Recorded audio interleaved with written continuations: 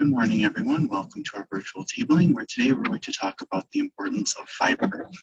So fiber is very important in our dietary choices, and making sure that we get enough fiber is very important as well. And so today we'll talk about what is fiber, its importance, and how we can get more of it in our daily lives. So let's get started. So what exactly is fiber? So fiber is also, you might also hear it called roughage. And basically what fiber is, it's the indigestible part of plants from our diet.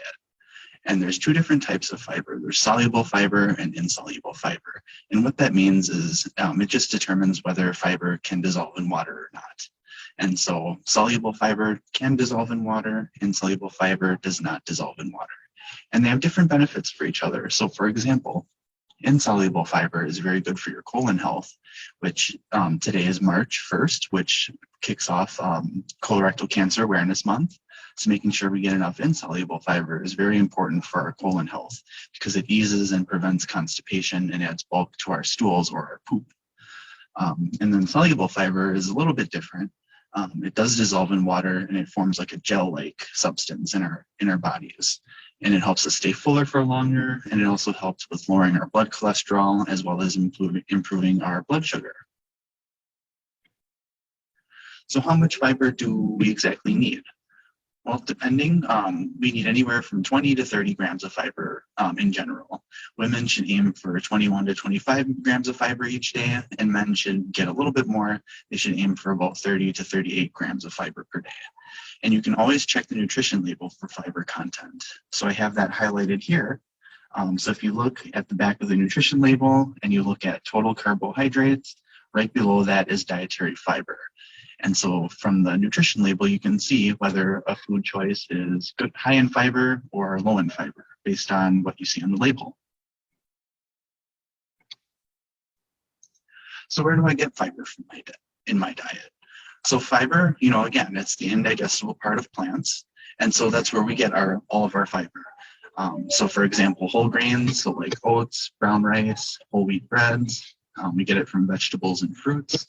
So different things like broccoli, leafy greens, carrots, berries are very high in fiber, as well as apples and bananas. And we also get these from legumes. So things like beans, lentils, and split peas, as well as nuts and seeds. So like chia seeds, flax seeds, almonds, and cashews, and different things like that. Those are all very good sources of fiber in your diet. So what exactly are the benefits of fiber? So fiber normalizes our bowel movements and maintains our bowel health, which again is very good for things like colorectal cancer, preventing colorectal cancer. It can help lower our cholesterol levels and help keep our blood sugar in control, and it helps keep us fuller for longer. And so again, a high fiber diet is great for our body and for our digestive system. And again, it's very important. It keeps a lot of different things at bay, like our cholesterol and our blood sugar, and it can even help us maintain a healthier weight. So how exactly do I get more fiber in my diet? So first, the first tip we have is to eat less processed foods. So processed foods typically remove a lot of the fiber out. So if you think of like white bread, different things like that, they process a lot of the fiber out of a lot of the grains. And so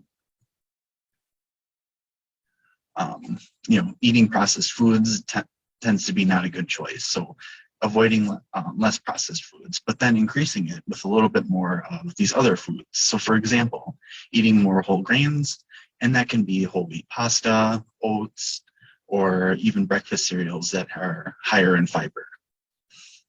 And then of course, eating more fruits and vegetables. So making sure that we eat more berries, more bananas, more apples, more broccoli, all different kinds of fiber-rich foods. And then eating more plant-based proteins. So rather than eating different kinds of meats, we increase our fiber intake and while also maintaining our protein intake by eating things like nuts, seeds, and then legumes. So again, kind of like beans, lentils, split peas, different things like that. One thing I do want to mention is you should increase your fiber intake slowly. If you increase it gradually, your body becomes accustomed to it and can process it a little bit better. If you increase it very exponentially or very quickly, you might feel like like you might get an upset stomach. You might feel not good, basically, just because your body isn't used to all that fiber and you're trying to pack all of this fiber right away and your body doesn't necessarily know what to do with it yet. So I'm just making sure that you increase your fiber intake slowly as opposed to very quickly. And that is all that I have for you today. As always, if you have any questions, you can email us at healthpromotion@glick.net, leave a comment, or you can also leave a comment below. And I thank you for joining me today, and we will see you again next time.